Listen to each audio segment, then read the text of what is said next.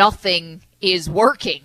And they've never faced this type of adversity combined with these types of expectations. And this is a team that's absolutely searching. The pitching staff behind Cole, bad. The defense, shockingly bad.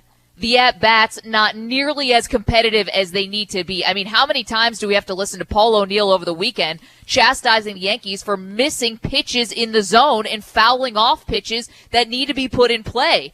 It's all around for this Yankee team right now, but you can't say definitively you know how to fix this problem or anyone knows how to fix this problem because A, it might not be fixable, and B, we've never seen this group have to fight these many, I would say, wars on this many fronts. If it was one thing here or there, you could say, okay, they're going to snap out of it. It's all of these things together, Moose, that even I think the most patient Yankee fan has got to be sweating it out a little bit.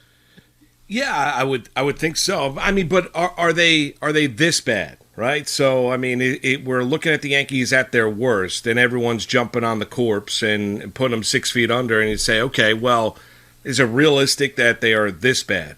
Defense, it's not a stunner. They're bad defensively. They stunk last year defensively, so it's not all that surprising that they're this bad defensively. You thought Aaron Hicks would be this bad in center field? I'm just talking about on a whole, on a team. You're looking at one specific guy individually. They were not a good team defensively a year ago. They were, according to if you look at the record books historically, they were one of the worst in a condensed year.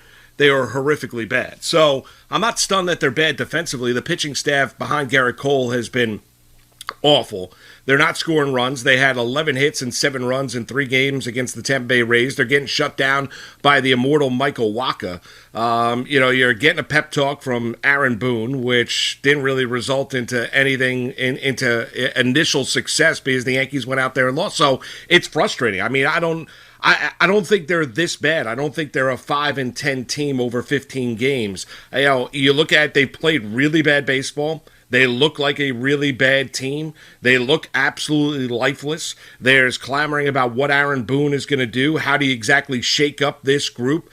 Brian Cashman needs to be held accountable for where this team is. We talked about the Clappage piece last week about Hal and Steinbrenner being concerned about, and management being concerned about maybe this team was missing something coming out of Tampa. Well, I mean, the Yankees had the entire offseason as an organization to look at this group and to get rid of the stale nature. They do not have Luke Voigt, but I'm not going to put all the pressure in the world on Luke Voigt and say that he's going to be the great elixir to this team and fix all the Yankee ills in this lineup. But something's got to give here because they are too talented to play as badly as they have played up until this point. As you mentioned, O'Neill bringing up the fact that they're missing pitches in the strike zone. They're not even putting guys on base. We can't even hammer home the point that, they're terrible with runners in scoring position. They're not driving the ball over the fence. You can't turn to the next day starter after Garrett Cole because the next day starter, we're celebrating when Corey Kluber gives you, 3+ innings of work. You look at Jamison Tyone, Jordan Montgomery,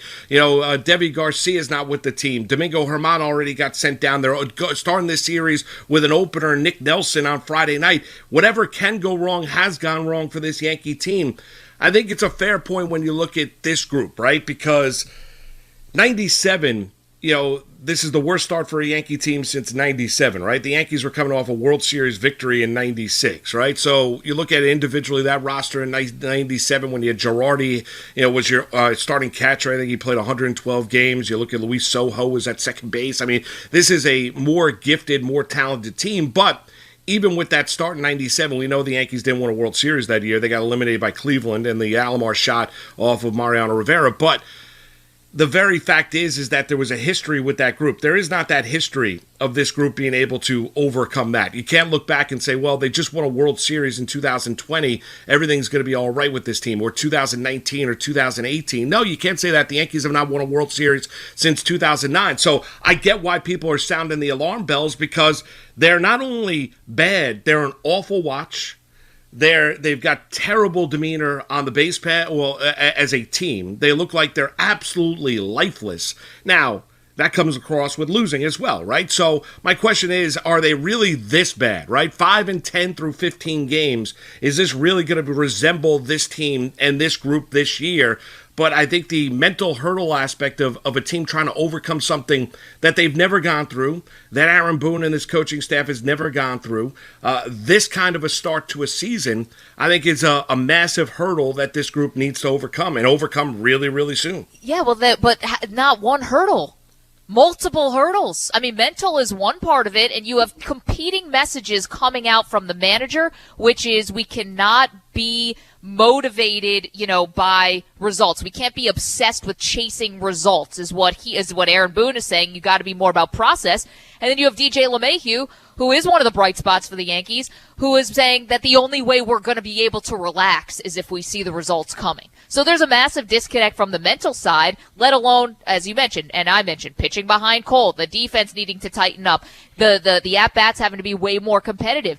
You're facing multiple hurdles here. If it was just one thing, you think that it'd be okay. It's multiple hurdles, and you're right. There is no muscle memory of saying, oh, remember back to when. No, because even in seasons prior where they've won 100 games plus with this group, you've never had this kind of expectation. It was different coming into this season. It was running it back. It was finally this was going to be the culmination.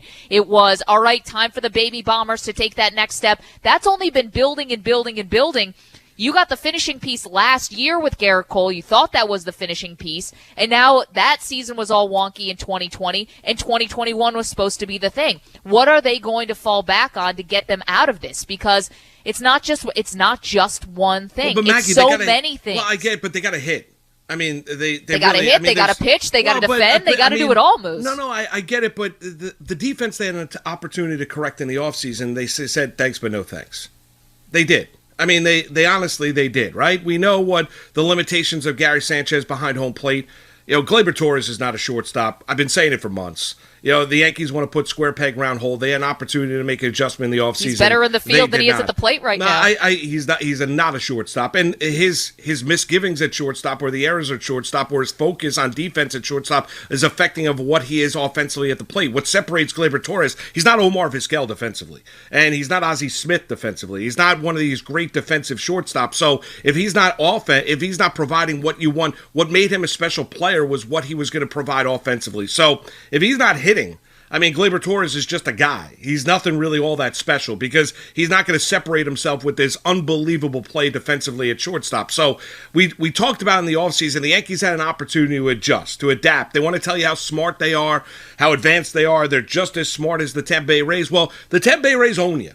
I mean, they absolutely own you. I mean, to steal a line, I mean, from Pedro Martinez, the Rays are the Yankees' daddy. I mean, that is it. I mean, they are. I mean, they beat them every which way. They beat them defensively. They beat them offensively. They beat them with timely hitting. They beat them with pitching. They go out there and they beat them. I mean, they just do. Kevin Cash, gets the last laugh. He doesn't need to plunk Yankees. You know what? He goes out there and beats Yankees. I mean, that is what he does. Whenever the Rays come to town, we said it last year during the course of the offseason, and we had Yankee fans calling up and telling me, listen, you guys, I mean, you're making a mountain out of a molehill here. Let's see where this team is in October. You know what happened in October? The Rays beat the Yankees. I mean, and then we get to the regular season here, and you say, okay, times have turned. The Rays went out there. They lost. I mean, they trade away Blake Snell. All they do is plug in one starter after another. You got dopey Michael Wacha on Friday night going out there and pitching stellarly for the Tampa Bay Rays and make it embarrassing this Yankees lineup. And it is so frustrating to watch. It really is.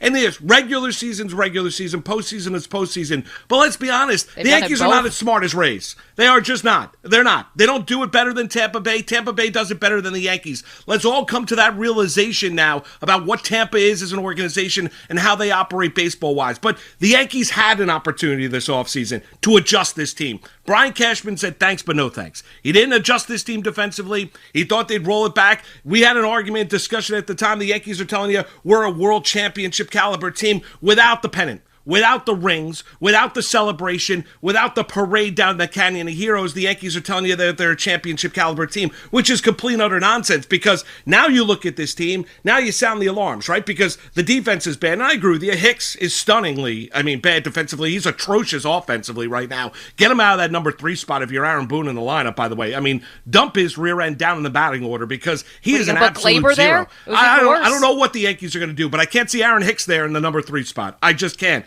And then you get to the pitching staff. And the Yankees went out there and banked on a couple guys that have not been healthy in 2.5 years to be your 2 and 3 starters behind Garrett Cole, where the innings now are mounting up on this bullpen. And then you've got Jordan Montgomery, you've got Devi Garcia, and you've got Domingo Herman coming back from domestic violence suspension. So this is what this Yankee team is, right? The Yankees had an opportunity this offseason to be super aggressive, to understand, listen, let's realize what we are.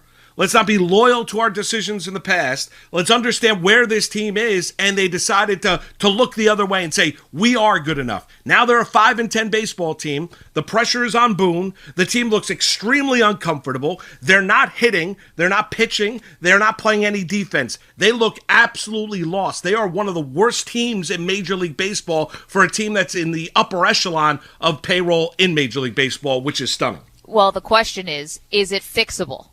How do you fix it, or do you just mask it? Is that what's going to happen? Is the hitting going to mask the problems that they have, or are they actually going to be able to fix the problems that they have? I don't know if there's a fix. They could mask it. If the offense starts coming around, the at-bats get better. But you're right. I mean, in terms of the Rays and just coming off of that sweep, I mean, they've won 7 series now in a row against them.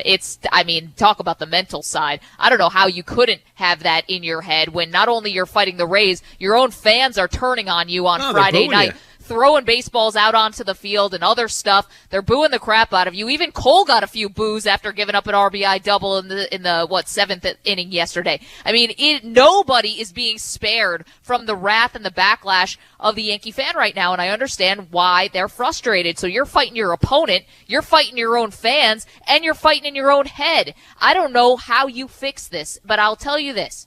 Well, I do think that firing Boone right now would not be the answer. And listen, there is plenty of blame to go around when you've lost 5 in a row and you are 5-10. When you've lost 8 of your last 10, pardon me. I mean, there's plenty of blame to shoulder. It doesn't look good for Boone that he has the big speech after Friday night, which I'm sure the team absolutely deserved to get ripped into after Friday. You're coming off an off day on Thursday, and then you put that on the field on Friday. Of course they deserve to get ripped into, of course. However, the next day, you've got the opponent's ace on the mound in Glasnow. Really, it's not the perfect time, Moose, to give the rip into you speech, because you're going to go out the next day and you're going to face your opponent's ace, and obviously they lose the game. So does that entire speech fall flat? I don't know. But I think that it would be the throwing meat to the wolves if you fire Boone, but does it really actually solve your problem? It would look like eyewash, I think, to me. It would look like it would be misguided, I think, to fire Boone this early in the season because the players aren't performing. Again, lots of blame to go around, but Boone doesn't deserve to be fired right now. Well, I wouldn't fire Aaron Boone, but isn't it on the manager to get the best out of your players? Is it? I mean, it is, right? I mean, you're asking me a rhetorical question. Do you actually want an answer? Yeah, I mean, how many different? Yes. But the answer is yes. I mean, it's easy to say, well, then, and a robot can manage a team, right? So if a team's not responding for a manager, you give them a pep talk, they don't respond, or they're not listening, it's going in one ear out the other. Then yes, I mean, the manager. I'm not telling you that that's the way that it has to go, but the pressure is on Aaron Boone to get this team going. Do you think he should be fired right now? No, I don't right now. I don't. But if this team continues along this road and continues along this path, there will be changes. I mean, there just will be. I mean, they've spent too much money. They've got too much invested in this team to think that it's just going to continue along and allow this team to sink this year without there being something done by management. So I'm not telling you that Aaron Boone deserves to be fired after 15 games. I think Aaron Boone's a good manager. I think he's a good man. I think he's got the ear of, I think he's got his players' backs, and I think they like that very fact. The team does look lifeless, though. I mean, that's it. I mean, we mentioned the John Boy quote last week where he said they're playing without any sort of joy. I mean, yeah, you could look at it. It's hard to look joyful when you're losing. It's hard to look passionate, excited about baseball when you look this bad.